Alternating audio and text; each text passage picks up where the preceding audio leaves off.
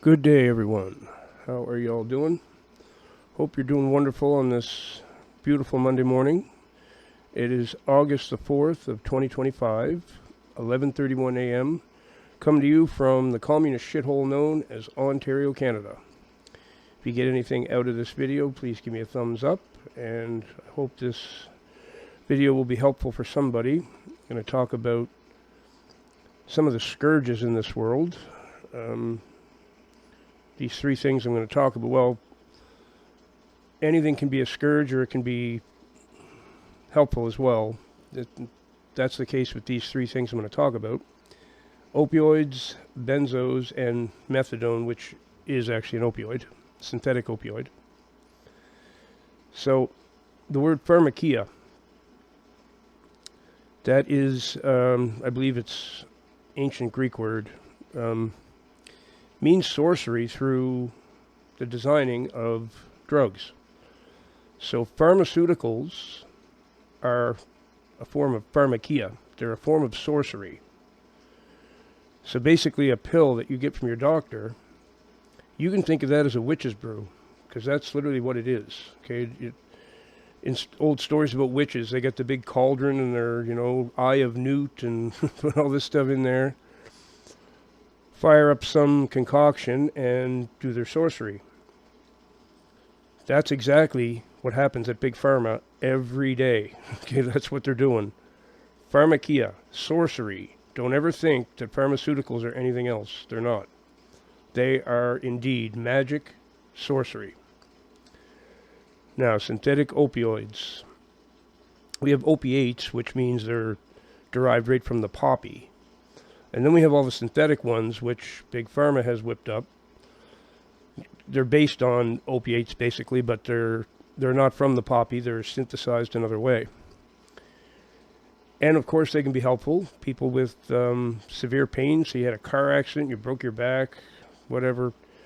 If you didn't have some opiates to get you through, the pain would be so bad you'd never survive. Problem is, that's how most people become opioid addicts. It's usually pills that the doctor gave them for pain, and they stay on them a little too long, and the next thing, when they try to get off, and they realize, uh-oh, I'm in severe physical withdrawal, and then you're in trouble. Now, opioids bind to the opioid receptors, and they cause a very severe physical withdrawal, especially some of them. Ones like Dilaudid, or also called hydromorphone, oxycodone, and methadone, as I'm going to get to in a few minutes. The withdrawal is, depending on how long you've been on them and what strength you've been taking and all that, they can be pretty much impossible to get off of. Hence the methadone, which, like I say, I'll get to in a few minutes. Then we have benzodiazepines. This is like Valium, clonazepam, Xanax, and all those. They're benzos. They bind to the GABA A receptors. And benzos are considered pretty much the worst physical withdrawal symptoms a human being can experience.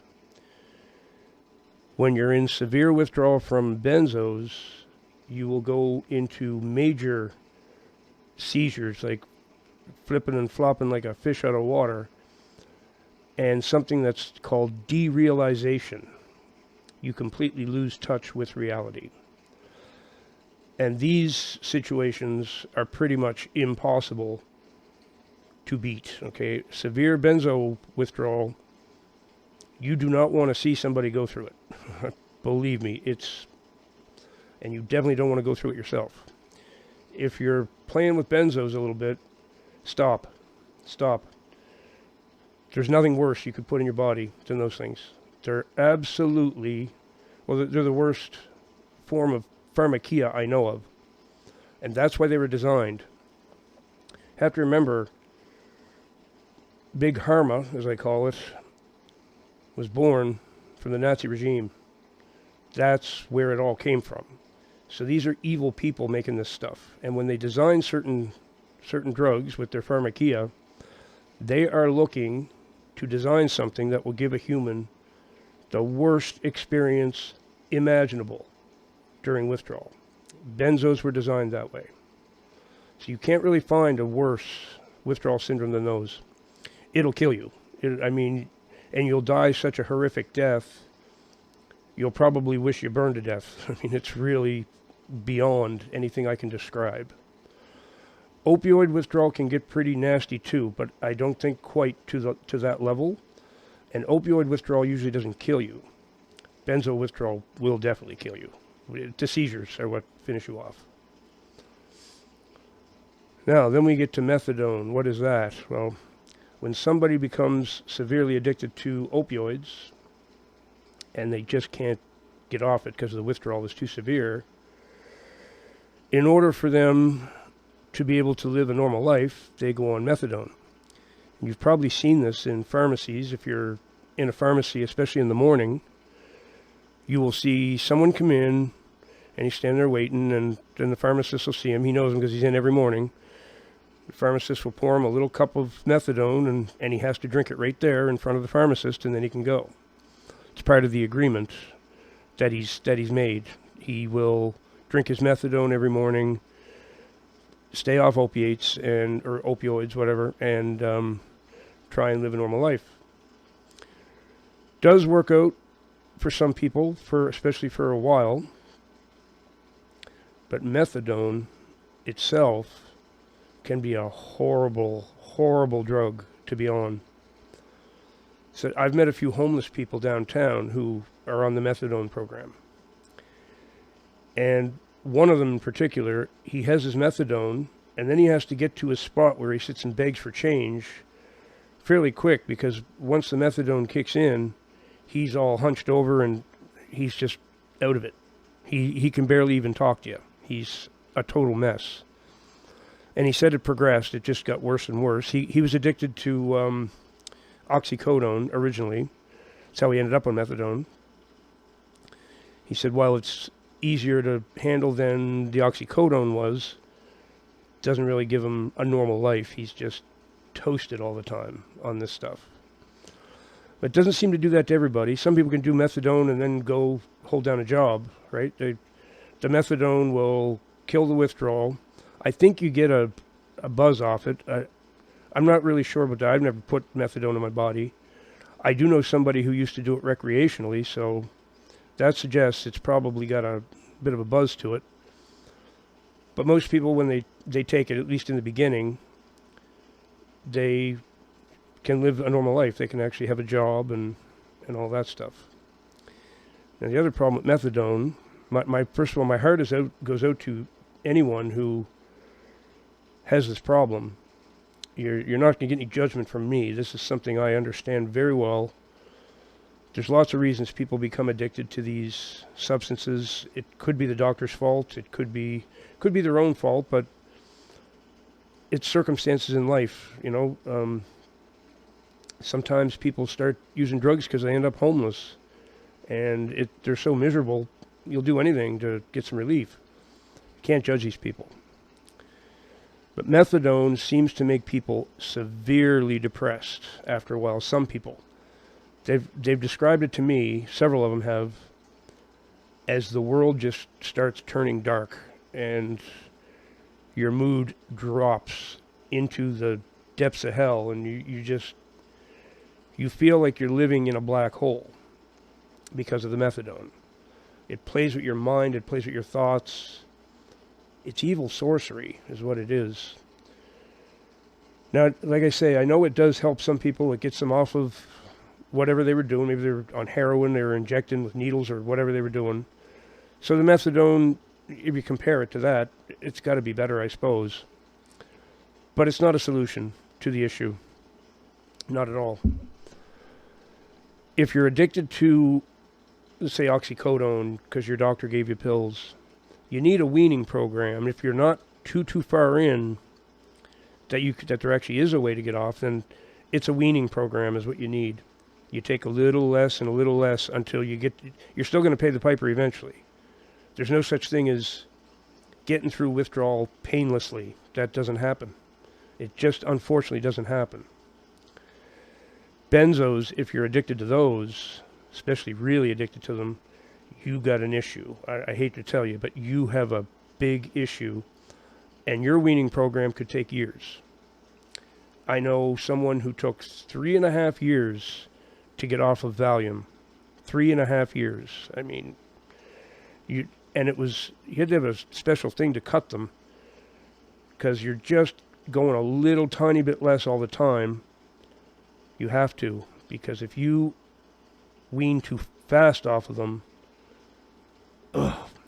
what happens is so horrific I can't even explain it to you. It's really bad. And certain ones seem to be worse than others, like Xanax. Whew. The withdrawal syndrome from that stuff is so severe. Clonazepam too, and all of them. But Ativan's the other one I was trying to remember. Ativan is a milder one, but still, the withdrawal syndrome from it is so brutal. Years to wean off, and you need a real professional who knows how to do it. Otherwise, you're probably not gonna have success.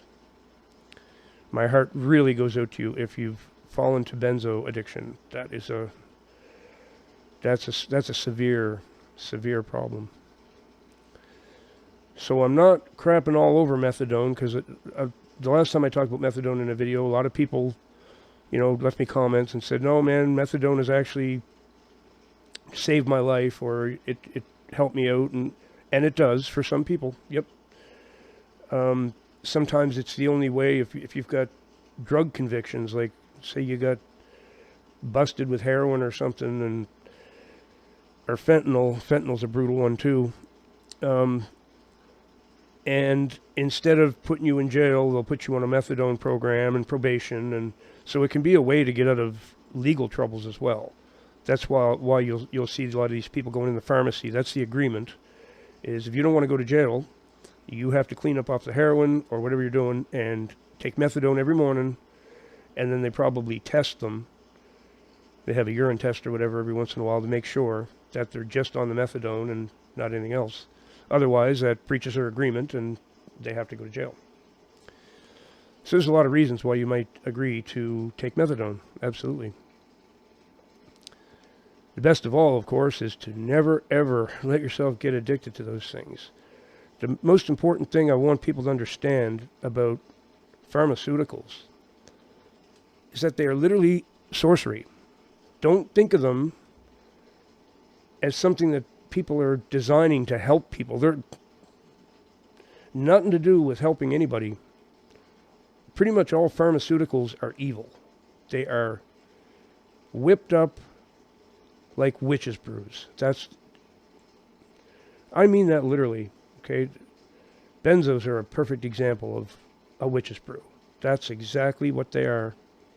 And the opioids and pretty much everything they make. It's not to help you. It never is. It's to make money and to please the eugenics people. That's what pharmaceuticals are all about. They can control birth rates around the world through them. They can introduce new diseases. You can have certain organ failure take place because of these pills you're giving everybody. It's all kinds of technocratic evil they can do through their pharmakia, and that's what they do. Believe me, that's what it's all about. If you are experiencing the trouble that I just described in this video, as I say, my heart goes out to you. I do know a fair bit about weaning and stuff. I'm not a professional or anything, but I've helped some people do that and had pretty good success. So if there's anything I can do, let me know. If you got anything out of the video, give me a thumbs up. And if you are in this trouble, there's one thing you got to do, is turn to the Lord Jesus Christ, because he is the way, the truth, and the life.